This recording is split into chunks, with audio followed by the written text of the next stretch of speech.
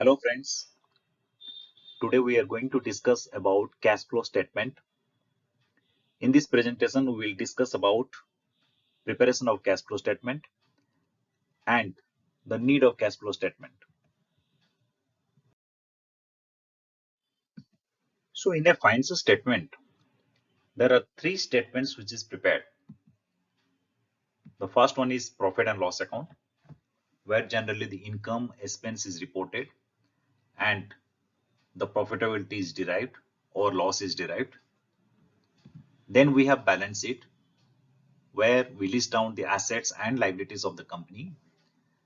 And the last one is the cash flow statement, where we will calculate the cash inflow and cash outflow of the company. To understand the need of cash flow statement, today the shareholders have profit and loss account and balance sheet, but why they need cash flow statement in addition to profit and loss account and balance sheet? So I have noted down few points. We'll go through one by one to understand what is the need of cash flow statement. The first point is ability to generate cash and cash equivalent. The cash flow statements provides details of the entity about the different sources from where the cash inflows are generated. Similarly, it provides information about utilization of the cash flows. How much money is invested in operations, how much money is invested in investing activities and financial activities. The third point is further requirement of generating cash and cash equivalent. If the company is not generating good amount of cash, the option is the company will go and buy debt from the market, which is not good for the company.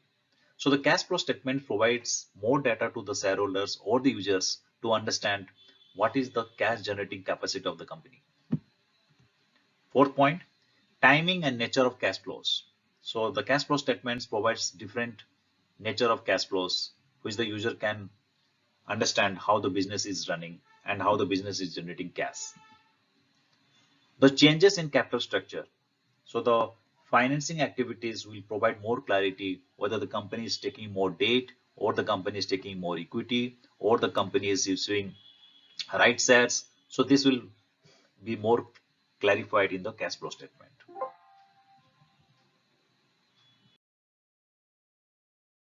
Before we understand cash flow statement, we need to have understanding on few terms. The first one is cash. Cash includes cash in hand, checks in hand or deposited not encashed, cash at bank and demand deposits with bank. Now let's understand what is demand deposit. Deposits which can be withdrawn without prior notice and penalty charges. Long-term deposits are not demand deposits as they are placed for a specific period in banks and these cannot be withdrawn without penalty. Cash equivalent. An asset can be called as cash equivalent when it satisfies the following conditions. A. Short-term and highly liquid investments which are readily convertible into cash, and conversion into cash is subject to insignificant risk of changes in value. Okay. So what is the meaning of that? Any asset which can be converted immediately, and when you convert, the value doesn't change. The risk is very limited. Short-term investment is an investment which has a maturity of less or equal to 3 months from the date of acquisition. So date of acquisition is the main point which you have to keep in mind, and the maturity is 3 months. Example, treasury bills, government securities having maturity within 3 months from the date of acquisition. Similarly, preference shares acquired only when the entity acquires 3 months before their specified redemption date. So these are all will be treated as cash equivalent. And you need to understand that bank overdraft, which are payable on demand, will be included as part of cash equivalent. So these are the definition about cash and cash equivalent. Now let's try to understand the meaning of cash and cash equivalent by an example. Company has provided the following details regarding the various assets held by company on 31st March 2023. Find out which of the following items will be part of cash and cash equivalent for the purpose of preparation of cash flow statement. So let's see the example. You have fixed deposit with State Bank of India. Additional information is 12%, 3 years maturity on 1st January 2026. Second one is fixed deposit with the SDFC. Additional information is 10%.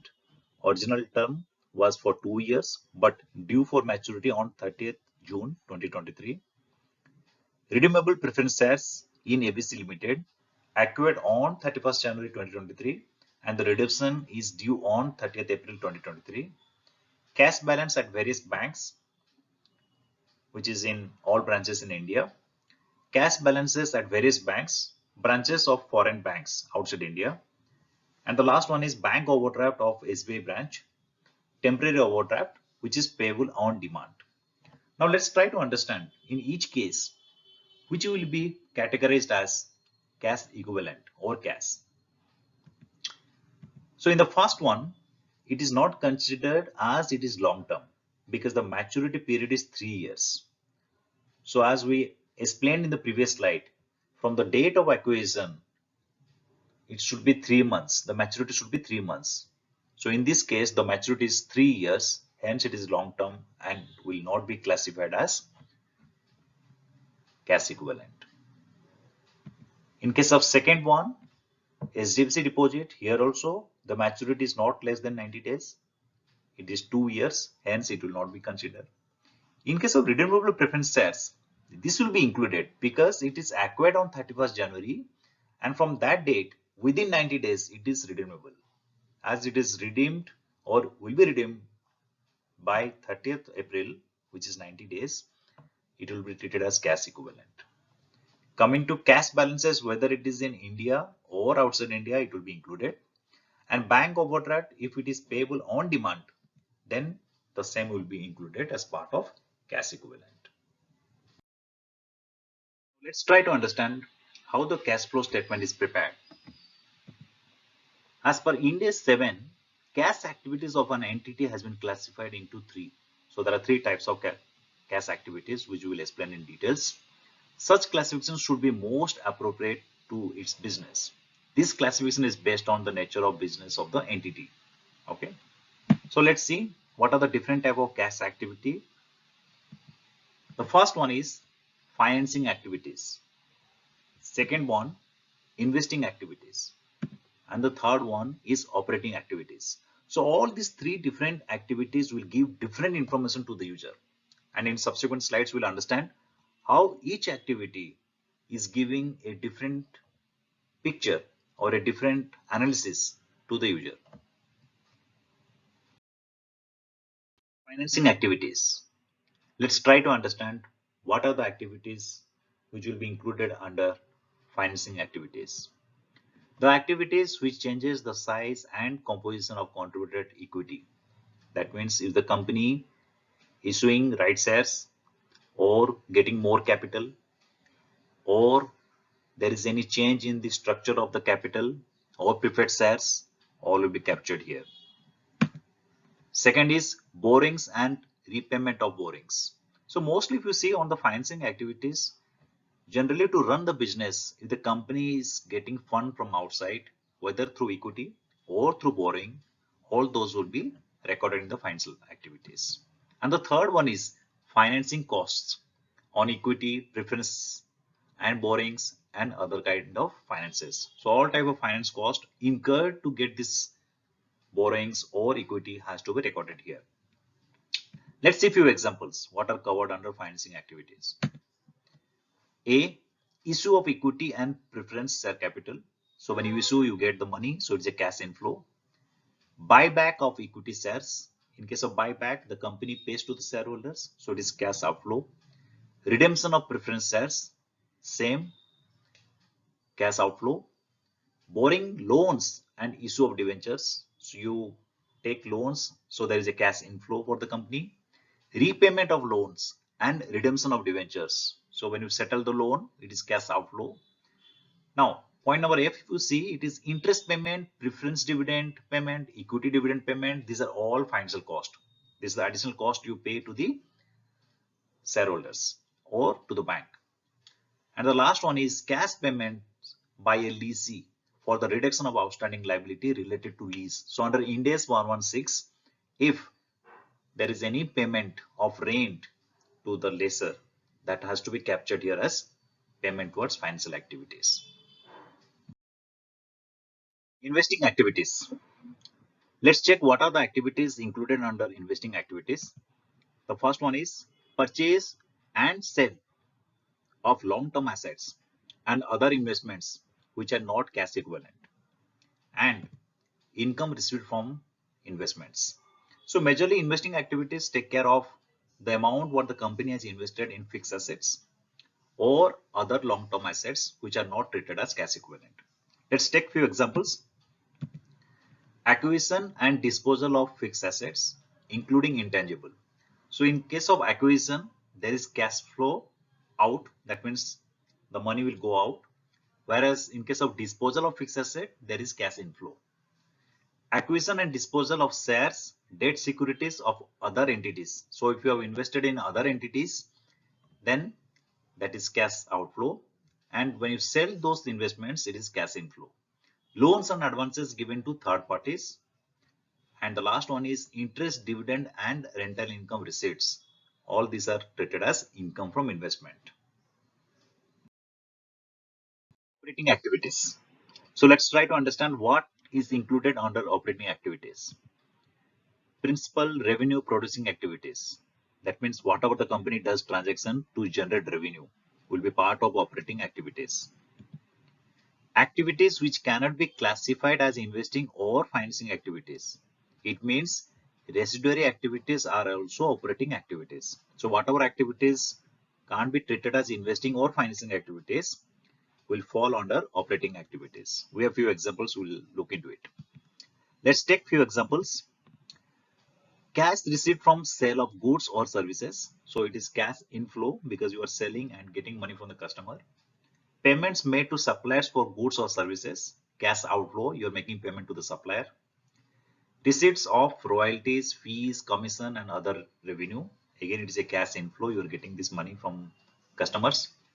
Payment to employees. It is cash outflow. Insurance premium payment. Again, and cash outflow. Cash theft. Here, nor you are paying nor you are receiving. But anyway, there is a reduction of cash. And this can't be classified under investing or financial activity. Hence, it is a residuary item which is classified under operating activities. Similarly, cash received from insurance claim on fire accident is a residuary item because it is not part of financing or investing, nor part of core operation activity, but will be treated here because it is a residuary activity. And operating activities are very important because the shareholders generally look into operating cash flows to check whether the company is able to generate cash from operations or not.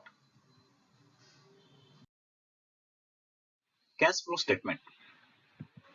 So this is how the cash flow statement is prepared, where all different type of cash flow activities are reported, like cash flow from operating activities, cash flow from investing activities, cash flow from financing activities. All three together will show the net cash flow, and then we need to add the opening cash and cash equivalent. The total will be closing cash and cash equivalent. And here we need to keep in mind that the closing cash and cash equivalent should tally to the amount outstanding with all this cash and cash equivalent on the given date. Cash flow from operating activities. In case of financing activity and investing activity, determining the cash flow is easier. It is based on the transaction. Either you have a cash inflow or cash outflow. However, for operating activities, there are two methods which I'll be explaining in upcoming slides: direct method and indirect method. So let's start with an example.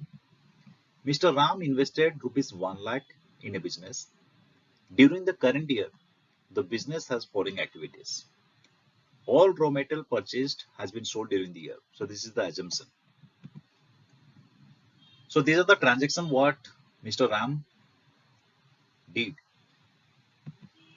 Purchase of raw material, cash 20,000. credit 10,000. Sale of finished goods, cash 30,000, credit 40,000. Salary paid to employees, cash 10,000, no credit. Bonus payable, which is not paid to the employee, hence it is outstanding as payable, credit. Okay. Considering this transaction, if we prepare the profit and loss account, we'll have expenses like raw material 30,000. Even though it is cash and credit, on accrual basis, both amount has to be reported under profit and loss account. So 30,000 is the cost. Similarly, salary 10,000 and bonus, even though it is not paid on accrual concept, it has to be accounted, hence 5,000. On the other side, income is 70,000, even though 30,000 received in cash, on accrual basis, both 30 plus 40 has to be reported, so 70,000 revenue. And the company earns net profit of 25,000 rupees.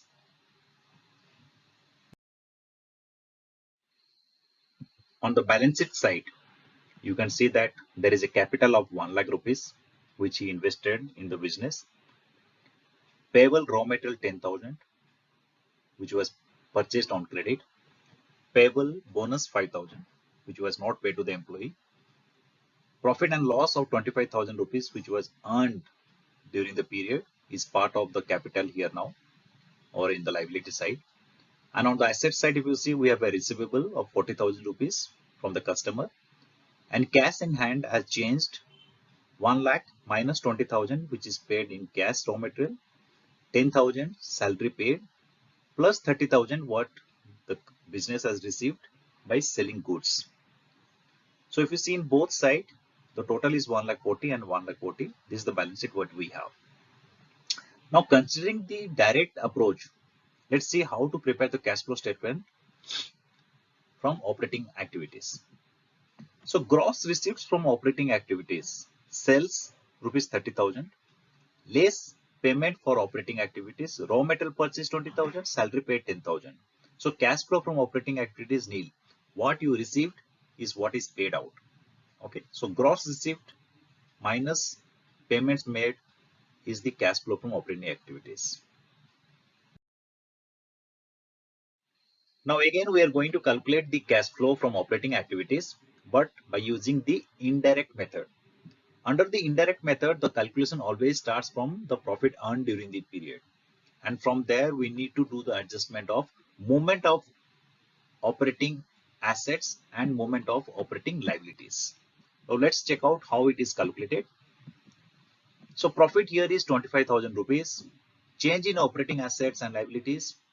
Increase in assets will always be deducted, because in increase of assets, you don't get the money inflow. Hence, it is shown as negative. Similarly, increase in trade payables will be shown as a positive inflow because you're not paying. Correct. Indirectly, it is a cash inflow for you. So here, if you see, increase in trade receivable is 40,000 rupees, which is negative, because in the opening period it was 0. From there, it increased to 40. We are always comparing with the previous period.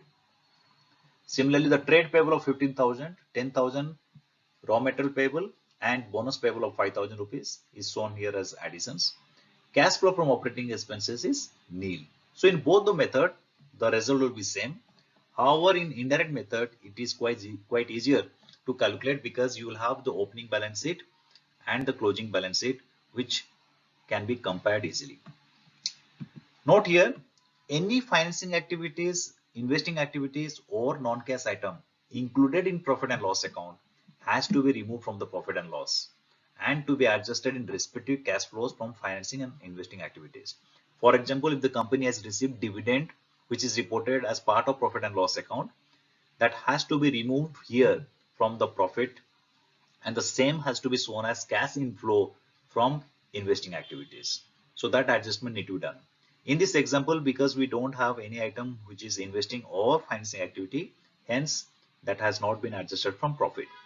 One more point you need to keep in mind that in case of tax payments, that has to be adjusted with operating activities, unless the tax is very clearly identifiable for any different activities. For example, if there is a capital gain tax paid on sale of fixed assets, then that capital gain tax has to be reported under investing activities, not under operating activities. It is quite challenging to separate it, But yes, if the business or the entity is able to identify what is the amount paid for that particular activity, then the tax amount also can be segregated. So this is all about the cash flow. Let me know in the comment section if you have any specific doubt. I'll be happy to clarify that. Thank you.